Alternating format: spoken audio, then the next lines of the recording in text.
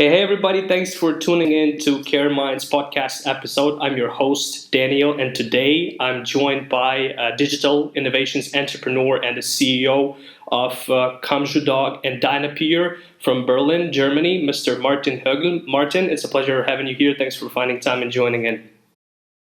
Yeah, thanks for having me. Hi Awesome. there, Internet. Sorry? Hi there, Internet, I said to the audience. Yeah. Awesome. Just for the record, this is not the first time that we're having conversations with Martin, but it's definitely the first time for somebody just tuning in. We're mostly going to talk about Martin's product, Comjoodoc. This is a platform for healthcare providers and patients. But before we do that, I think it is a good opportunity for our audience to know more about Martin. So, Martin, why don't you share with our audience your, journey as a digital innovations entrepreneur and CEO? The joys and responsibilities and challenges that the title brings with itself, and basically just any information you would like our audience to know about you. Go ahead. Yeah, thanks, Dan. Well, I started my business journey back in 1993, some years ago now. Studied industrial engineering.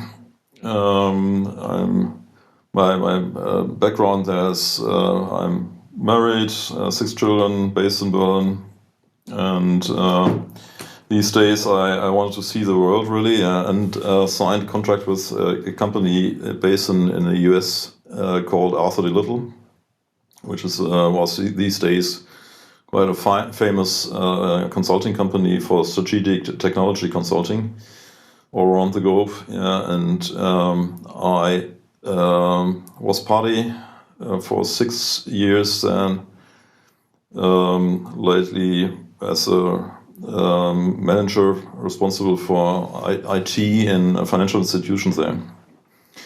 And in 1999, it turned out that the company strives for higher objectives regarding IPO and stuff like that. Yeah, and I was requested to sign stock options in a significant amount, yeah, and so I decided that it's not a good opportunity for me, because these days everybody was, let's say, underway for bigger opportunities in the upcoming internet. Yeah, so it was 1999, and the internet was on the rise. 3 people with a startup in the telecommunications makes Deutsche Telekom afraid. Yeah. And so did I, and I founded a startup in 1999 in the healthcare sector, actually, with therapy planning for patients. And therapy planning these days, let's say, with modulation or simulation of bodies, making some movements over the internet, yeah, mm-hmm. as a guidance for the patients for the therapy. And it turned out, let's say, these days that it was some 15 years ahead of the possibility of the internet, because of in terms of bandwidth. Okay. A lot of limitations in terms of bandwidth these days, and in terms of customer readiness, I would tend to say, because customers are these days were underway collecting content and striving for internet shopping, but not for medical treatment or for therapies in the internet. Yeah. Mm-hmm. It was too early, and in 2000, Deutsche Bank joined our venture, and after half a year, they said, "Oh, internet is not such a big deal, maybe." Yeah. So the big internet bubble tend to implode. Mm-hmm. Yeah. And I said, okay, if you are the opinion that the internet maybe is not a big deal, maybe you are not the right partner for us. So mm-hmm. we kicked Deutsche Bank out. And we decided to run this company as a consulting company. Later on, we cut out the therapy planning stuff, and we developed the company as a kind of business development company for internet business. And it was a quite good move for us, because these days all the internet implodes, and big companies in the internet imploded and got bankrupt. And but we signed a contract together with Deutsche Lufthansa these days to help them with their, it was not named like that these days, but with the digitalization. And digitalization in meaning, let's say, booking flights, online strategies and stuff like that. And we were, let's say, appointed as a kind of strategy consultant these days. We had a team, and with this contract in the pocket, we had a very good time there. As of 2001, it was. And then Deutsche Telekom came as a customer, for instance, and later on Siemens Enterprise Communications had some strategy consulting going on with the executive staff of Siemens. And it was the first time we did some, let's say, business development in the healthcare sector, 2002, 2003. So, and it turned out that in these days, healthcare in Germany was really, really, really old-fashioned. So IT, digitalization, internet was not a topic. It was an off-topic. And everybody in the healthcare sector was afraid of, let's say, these kind of technologies, and they want to stay away from these voodoo stuff. And so we had a couple of projects together with Siemens lately, and we had a joint venture then with Siemens, or a project. First, it was a project in 1990. No, it was 2009, 2010, where we requested, okay, we have down rounds each and every year regarding numbers of customers here in the telecommunication sector. So here we are talking about Siemens. Siemens is was quite famous for telecommunication hardware in Germany, or really around the world, at least in Europe. And it turned out that the customers, the business customers of Siemens, requested, instead of hardware, software as a service. So at the end of the day, telecommunication as a service. And they were not, let's say, able and willing to pay for infrastructure, and they were not keen on running infrastructure anymore.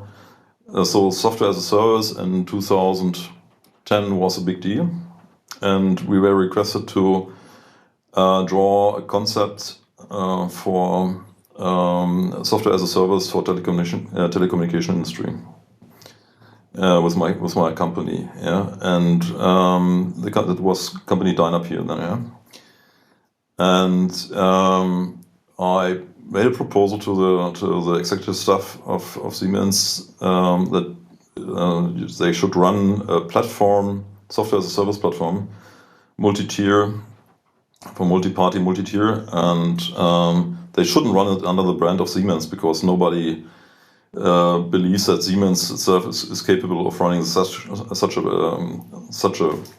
kind of product. Very interesting take. Okay. And they said, okay, let's do it then. And I said, okay, but we shouldn't do it in a project. It should be a proper company established in Germany with an own ID. And so everybody whistles and looked out of the window and said, "Okay, I do it. If you are not able or willing to decide it right now, I'll do that." Yeah. So I set up a company for Siemens, and that was, let's say, the birth of the birthday of Comjoo. Wow. So Comjoo initially was a joint venture between myself or the company Dynap here and Siemens then. Okay, got it. 100% shares on my side because, let's say, the executives were not able in time, in a reasonable time, to say, okay, we want to enter this party. So I said, okay, I do it. So, and we spent 2 years with a tremendous budget to set up partners in the market, to set up infrastructure, to draw the broad products, and to make a go-to-market strategy. And at the end of the day, it turned out that the infrastructure of Siemens was not capable of handling N-tier or multi-tier services. And so we, in the end of 2013, we kicked out Siemens in as a partner, and partnering with a major company from the States, Broadsoft, which was later on acquired by Cisco, to set up the collaboration platform as a service with a strong emphasis on communications here in Germany. Yeah, and it turned out that the technology of the US guys was way too complex, and the processes were, let's say, very rigid and not adaptable to EU needs. Yeah, and then we had the second time to decide on what we are doing now with that kind of platform. Technically wise, it worked, so it was an advantage against against Siemens. Yeah, but the processes were too complex, and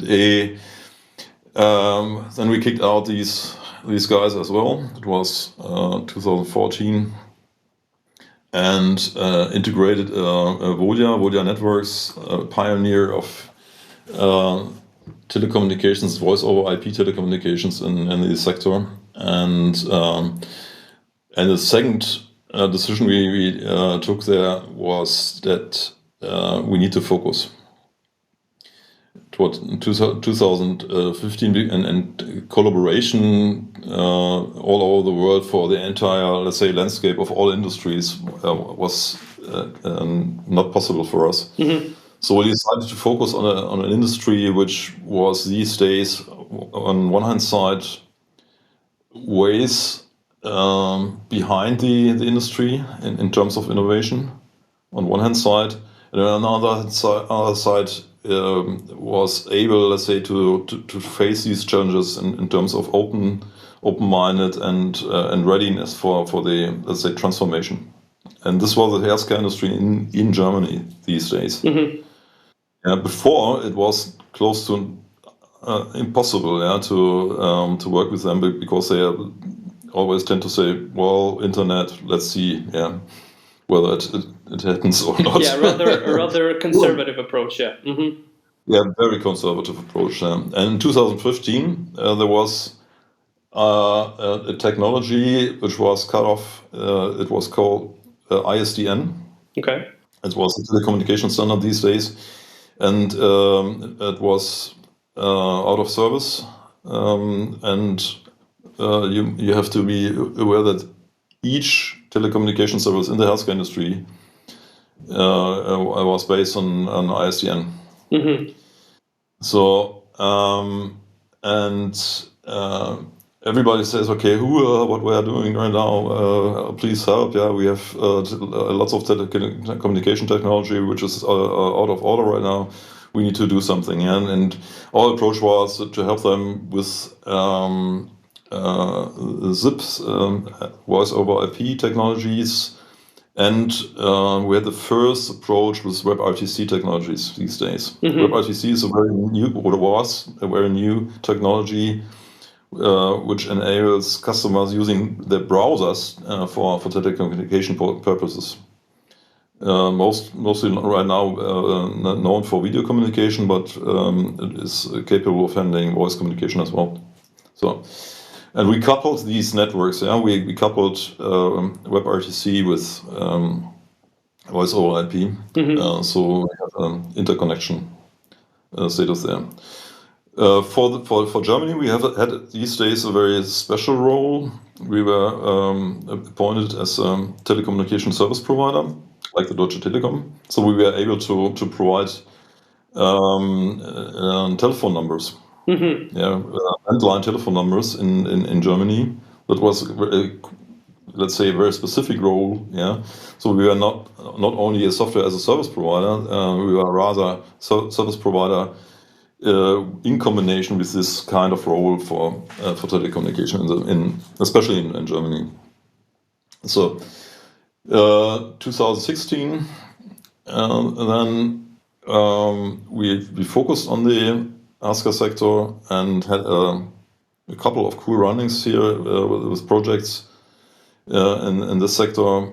And end of 2016, we were requested by Charite, which is our local hospital here. Yeah, very famous one. One, yeah, with some thousands of employees, and they asked us for a meeting during the Christmas holidays, and said, "Okay, can't we wait for after these holidays?" And said, "No, it's very, very urgent, and please come along." So it is indeed very urgent if such meetings happen during Christmas time. Yeah, it's a public hospital, so it's very, very urgent for them, especially. Yeah.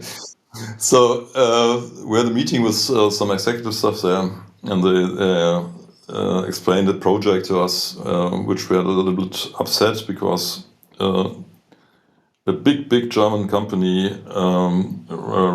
let's say, was underway with this project as a software provider with a big seven-digit budget, and the results of this project and the setup of the project was not amusing. Yeah.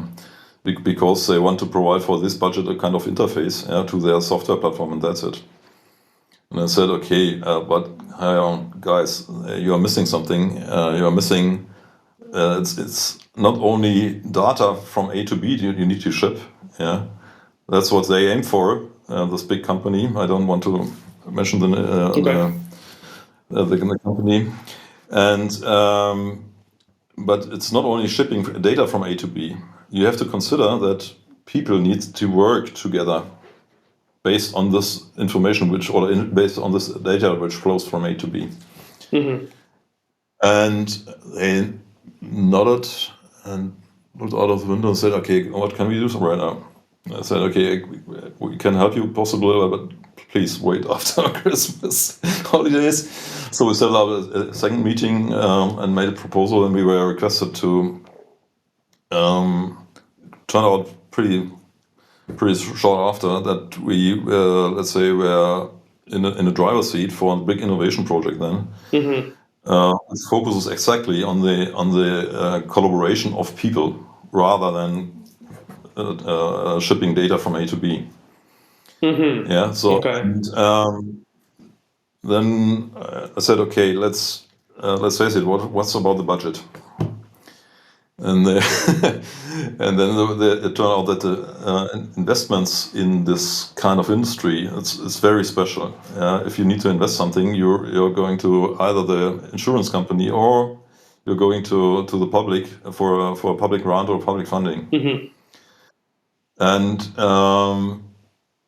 so you need to compile kind of projects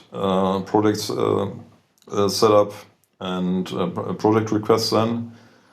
And there was a call for public funding which was due end of February, and it was mid of January then. And I said, okay, guys, but that's really harsh time frame right now. Yeah, we are under pressure. Are you able to handle this one? And they said no. Okay, and they said, okay, I'll do it for you, but the disadvantage for you is that we are, let's say, then the leader of the consortium, and you can join. And they agreed, which was pretty untypical for the Berlin Charite, because they are very self-conscious, yeah. And finally we won the grant. It was a very big deal for us because it was, it came along with publicity, a lot of publicity. It was a grant of the German Ministry of Economics.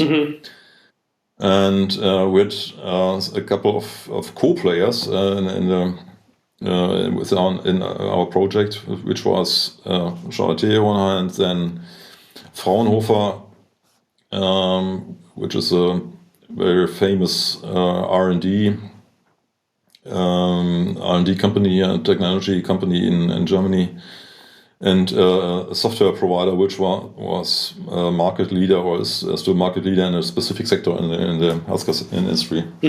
So this project we won. We had 130 competitors, and we won this. And this was out of a sudden our major task then, to provide our platform, Comjoodoc, to the German market as a software as a service platform. Yeah, that was a very big move. Yeah, so investors came along and knocked on our door, and everybody was happy. What a journey indeed, yeah. Yeah, we had elections in 2017. Mrs. Merkel tried to convince the public here to elect her once again, and she won the election. But it took some time for the parliament to set up. Yeah, it took some time because there was no clear majorities here, and so in these times the budgets has been frozen for a couple of months until the government set it up. Yeah, and so it took some time after. Originally, it was planned for late 2017, and turned out that we could start by beginning of 2018. Yeah. So then that was our kickoff, let's say, into the market. But there was a downside on that grant, which turned out for us to be a very strong downside, which was the point that during the time of the project, we were not allowed to sell the platform to customers for money. Yeah. And so we had the grant, we had the budget, and we could spend we spent the budget these days, but we were not able to earn money to show the investors that we are able to sell the product. So we are a project company these days, and so we decided, okay, what are we doing right now? We can, for sure, we are granted, we have the budget, let's run the project. And after that, we need to transform our company into a product company.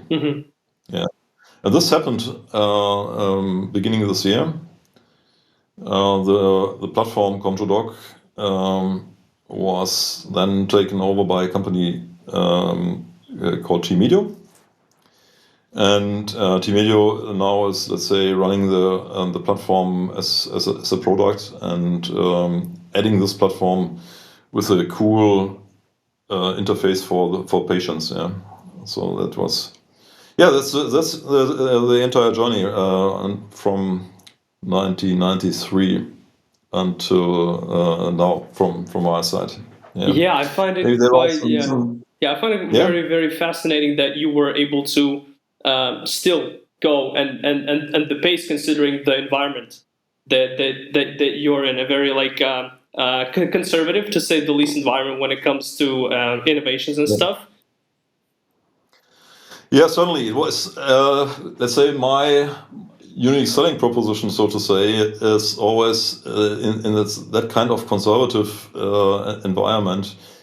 You can't play along with the common rules. Yeah, if you take over these rules, and you are trapped. Mm-hmm. You are way too slow. Yeah. If you say, okay, there are these regulations and that regulation, and we need to wait, and maybe there's some other party which can provide some standards and stuff like that, and then you are dead before you start. Yeah. So, and I say always, okay, if there nothing is there, or nobody wants to take a decision, I do it, yeah, and I go forward, and let's wait and see, yeah, what happens afterwards. And most of the times it turned out that everybody was happy with it, with somebody who takes a decision and came out with a solution. Who dares wins, so indeed. Yeah. Yeah. So speed and taking decision it was a USP in that industry, and this is still, yeah. There was a point which turned out for me and as an entrepreneur, which was a second opportunity, because the Ministry of Economics, as a project, as a project owner, mm-hmm. We requested a kind of trust service provider these days, yeah, because we need for a better IT security setup, we need a kind of external trust services. Mm-hmm. And it turned out that there is an organization called Gematik in Germany, which was requested to pull out a so-called telematic infrastructure in Germany for some years or decades, but there were no reasonable results after all.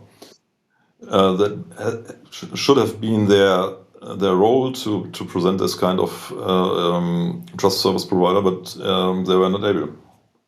So I said, okay, guys, we need that kind of infrastructure, ID management, and there's a specific standard in the healthcare industry called HL7 Fire. We need these kind of topics as a service as well. And if there's no trust service provider in the market, I assume that there is a market demand or a need in the market for that kind of service. At least not only from our side, but even more in the market in a broader scope. I'll set up a company like that. So I invested some private money in a company called Medworks. Medworks.io. I founded this company in 2019.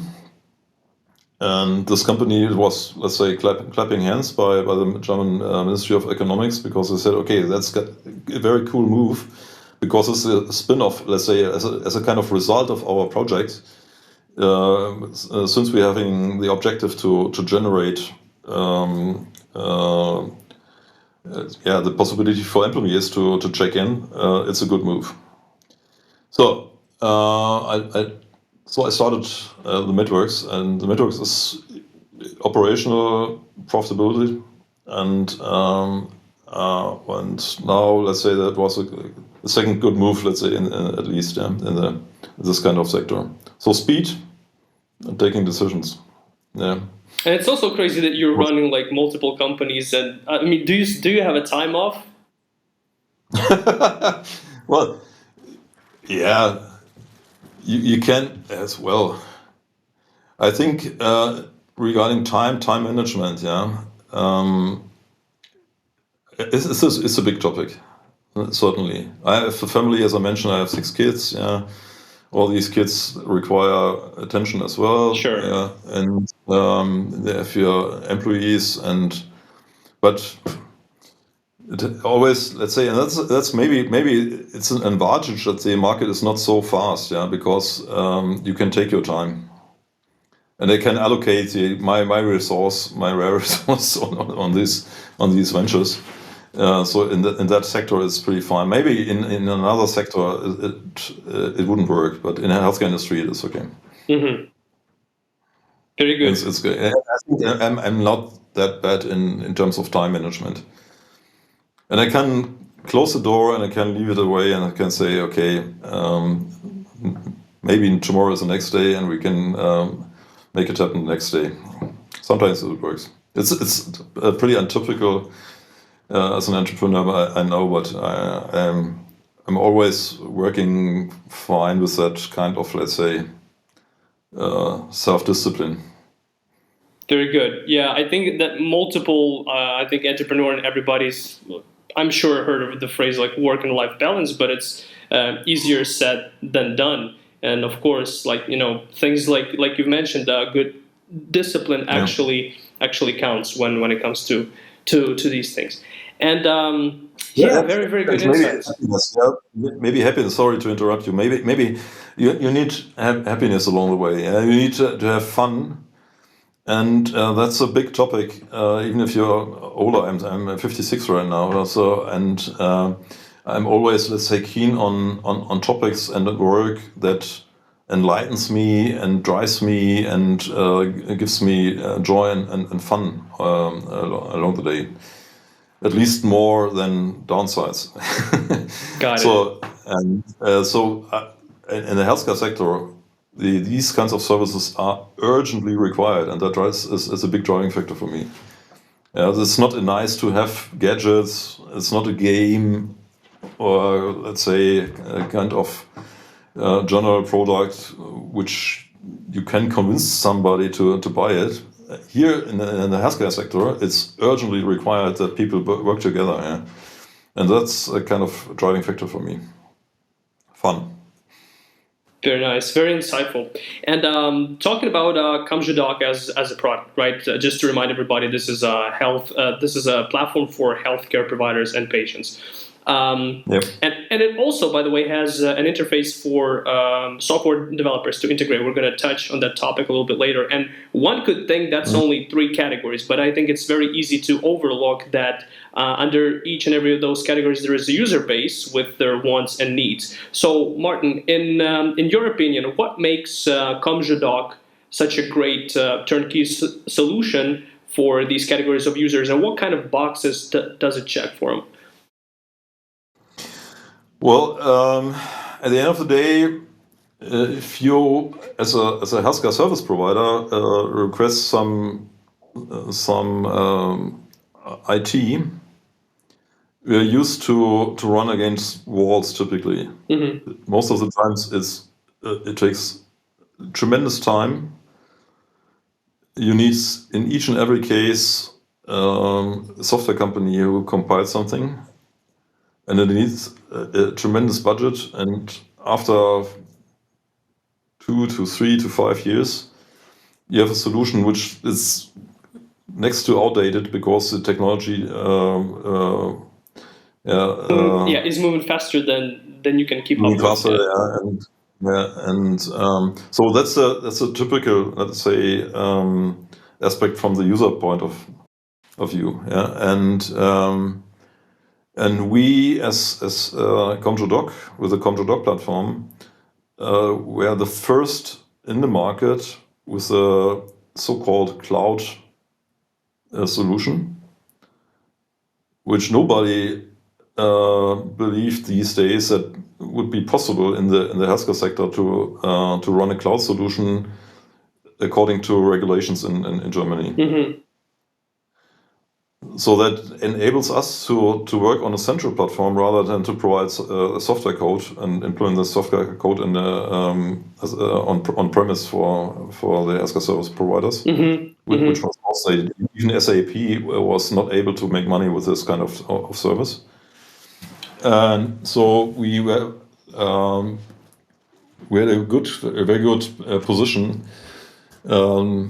Based on our platform as a cloud platform, because we are able to deploy services very, very fast.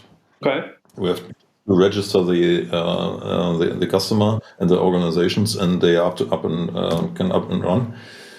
And so we had a clearance from a legal council along with our project for the German economics ministry, and this clearance was a game changer, for us, because all of a sudden we were able to provide the market with a cloud solution. Mm-hmm. And that was a big deal, and it's still a big deal, because there are, let's say, very specific services as a so-called cloud services in the market, but not for the broader context of collaboration and patient engagement. Mm-hmm. So most of the times they are focused on telecom consultation. Mm-hmm. There are a couple of platforms, telecommunication, and that's this kind of setup. But Comjoodoc, let's say, operates processes to treat patients and to collaborate and interact with experts. And this is pretty new, or was pretty new to the industry. Got it. Awesome. And diving deeper into, I guess, the features for healthcare providers, right? I know that there are certain plans and tiers within Comjoodoc Solutions, and some come stock and some are available on demand. Can you please touch base in a little bit more detail? What is the deal with this? Well, the main focus as of the start for the Comjoodoc was, and it's a bit off topic now. I think it's worth to discuss this. Is trust, and trust in healthcare industry is something very special. Yeah, because as a patient, trust is a basis for the interaction with the doctor. Sure, I would agree. Yeah. Yeah, and if you transfer the interaction between the patient and the doctor, for instance, into the digital world, you need even more trust, because in the first step it generates more distance. Yeah. And this distance needs to be compensated for by trust. Mm-hmm. So one major topic for us was how can we generate trust. Mm-hmm. And the result of this, let's say, thinking was that we need we call it trust networks. We have trust networks around a healthcare service provider, which says, okay, I trust these guys in terms of knowledge and expertise and so on. I want to work together with them. Mm-hmm. So that's one trust network. And a second trust network we set up around the patient. The patient can say, okay, I trust this doctor, this therapist, this pharmacist and pharmacy, and this service provider, and I'm let's say able to interact with these guys. Cool. And the trust service network, and the network was our main focus, rather than, let's say, shipping data. Once again, shipping data from A to B. Yeah, because if you ask for shipping data for A to B, you are asking for interfaces. And as we started in 2017, interfaces were, let's say, owned by companies which were very keen on protect their business models by closing interfaces or selling them for tremendous amounts. Mm-hmm. And so we say, okay, we leave out this kind of topic. We are focusing on trust. We are focusing on trust networks, and we are focusing on the interaction between healthcare service providers among each other, and the interaction between the patient and the healthcare service provider team. Mm-hmm. Yeah, and this comes to another aspect, team, because teamwork in the healthcare sector is not, let's say, a very, very big deal. Each and everybody says, okay, how can I earn money with a patient? Mm-hmm. Okay. The lesser I need somebody else in earning money, the better it is. Yeah. And but since we have more and more patients with multiple diseases, which are getting older and older, you are not anymore able to provide these patients with appropriate healthcare services.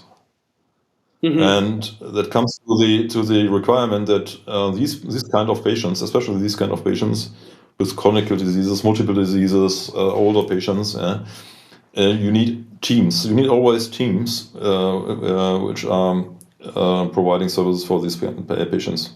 So the team-based focus is along with trust. So second strong emphasis on our product, or of our product. Yeah, very insightful, and I think it was very, very tempting. Not tempting, I would say, but taking the route of just focusing on just the technical aspect of, like you said, transferring data from A to B could have been very obvious. But instead, you've decided to take a slightly different approach with that, and I think it's very insightful for our audience to understand that.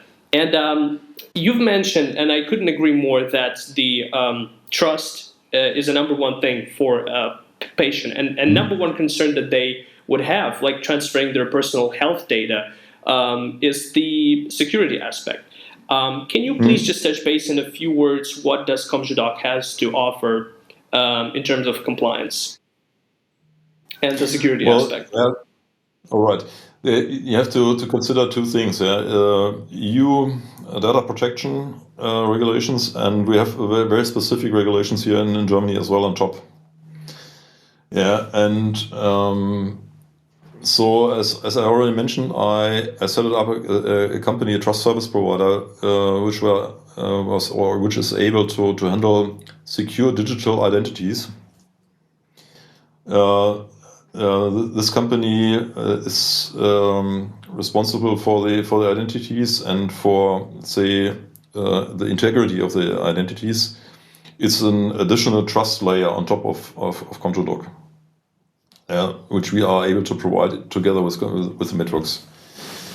And the second topic is among the typical aspects like encryption and stuff like that is the possibility to interact with external service providers. And regarding networks, we are with Comjoodoc an external service provider. We are able to interact with these kind of trust services without knowing who is the patient. We're just dealing with IDs, and this comes at the end of the day for T-Medio or Comjoodoc.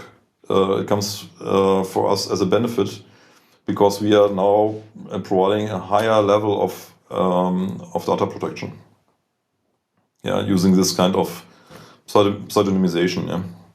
That's the special term therefore. And this is one aspect, and there are a couple of, let's say, the typical aspects of data protection by design and stuff like that. Key management and all that stuff. So we are on the highest possible level. Next to our level comes in the word of mouth, nothing. Because then you can't exchange data. Got it. I mean, I couldn't have said it better. And regarding the interface for the software integrations, right? Can you please, I guess, explain the most common use cases for that particular aspect? And how would you, I guess, rate personally how easy it is for your average, I guess, software developer that, of course, worked within the healthcare domain to interact with the Comjoodoc's API? So there are a couple of, let's say, technologies and referring to a specific layer of the IT service. The easiest way is to interact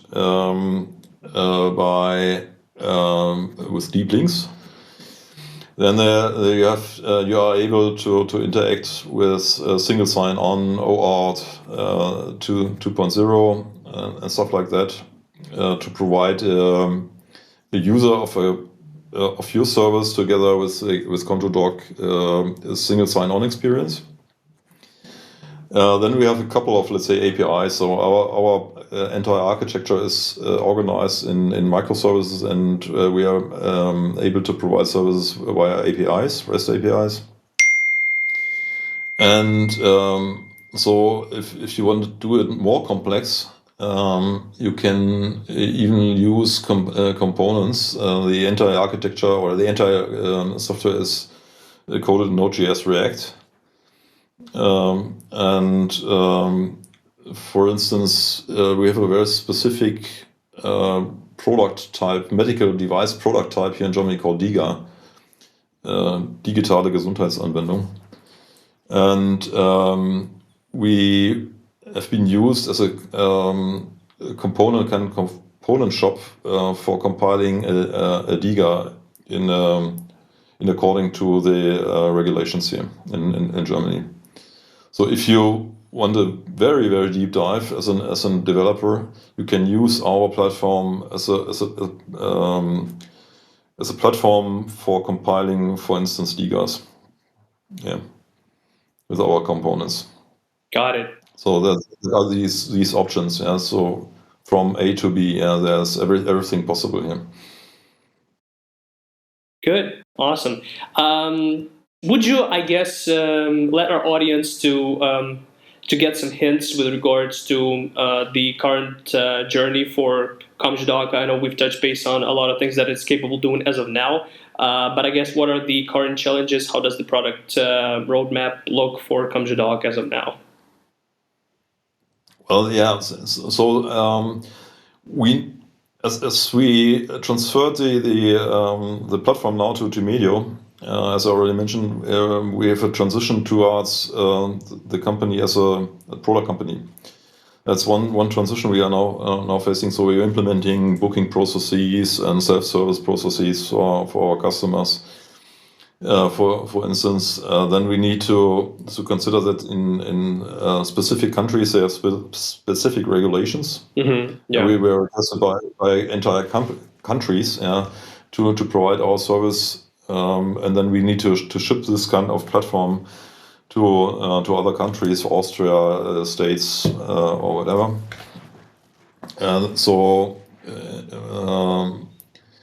Cloning the platform and working with clones is a big topic right now. Mm-hmm.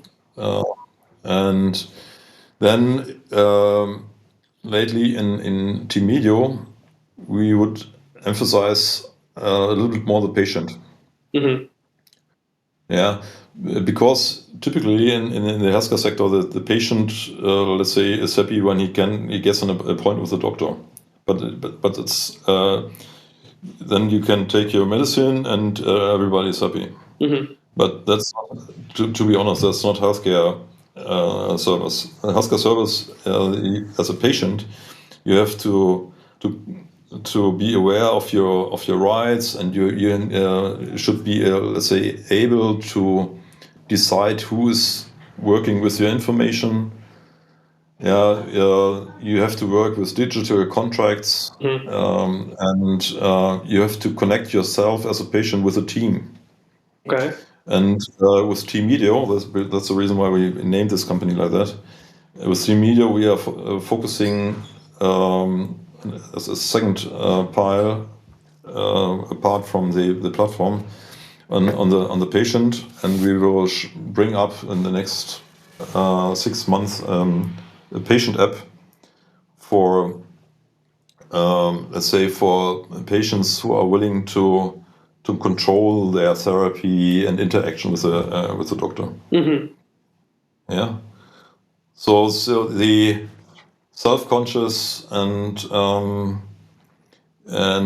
empowered, let's say, empowered patient is our topic right now. Yeah, I would agree that it looks like definitely a good next step towards progressing generally in healthcare, and I think that is definitely the trend for years to come.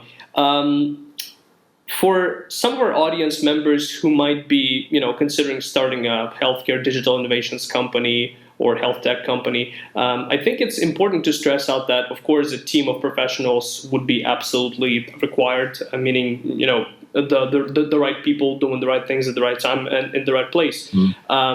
And I wanted to stress out the importance of the technical component of it all, right?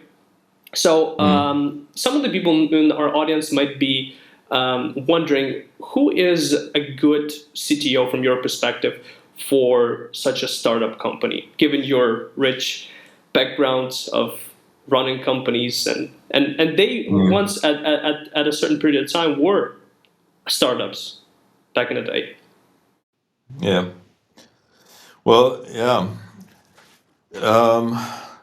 So what do you require and what is out in the market? So that's a big difference. And if you want to set up a company like that, you need somebody on the technical side who's able to overview what is possible and what makes sense in regarding the technology. You don't need somebody who was able to compile the architecture and running Jira tickets. So that's it's more like a technology housekeeping. You need somebody who is, from an entrepreneurial view, capable of handling or managing the impact of technology on the business side. So that's a kind of metaphysical explanation right now. But yeah, it is indeed. Another view, and most of the times, and that's a disadvantage. Most of the times, you find people out there who are, let's say, very good technology guys. Yeah, and with a not so strong emphasis on the business side. And the translation, what is possible on a business side with a specific technology. So if you find somebody, and that's a tip for all these guys out there, if you find somebody who is capable of translating options and possibilities of technology on the business side, then you are king. Yeah, and it's like a gem. Yeah, and you need to find this kind of gem in the CTO market.